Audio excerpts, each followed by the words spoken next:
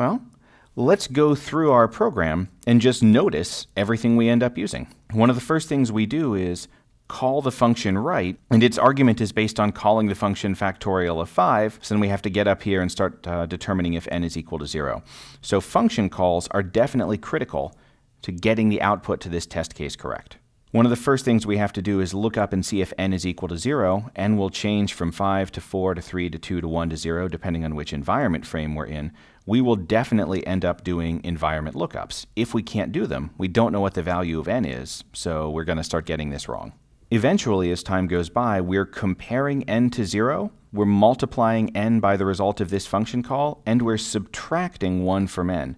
Those are all binary operators. The equality check, the multiplication, and the subtraction, those are all binary operator expressions.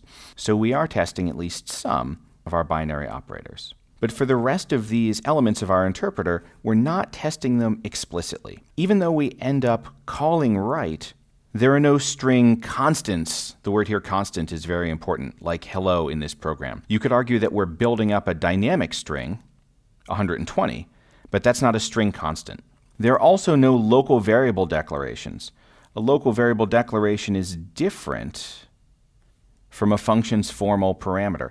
And this matters because we're trying to find bugs in our interpreter code. Since we have different Python code to handle parameters than we do for local variable declarations, if we mistakenly think they're the same thing, we'll have more confidence in our program than we should. We might miss bugs. So we're not testing this sort of thing, var temp equals 2. That's a local variable declaration. We don't see anything like that over here. Finally, assignment statements. There are no assignment statements in this program. Now we'll end up associating with n the value 5 or 4 or 3 or 2 or 1, but that's handled by our function call code. We don't see anything like this, x equals 2, in this input, so we're not testing it. So while this is a good test case and it checks many things, it does not give us confidence that we've exercised every feature of our interpreter. We need a few more test cases to do that.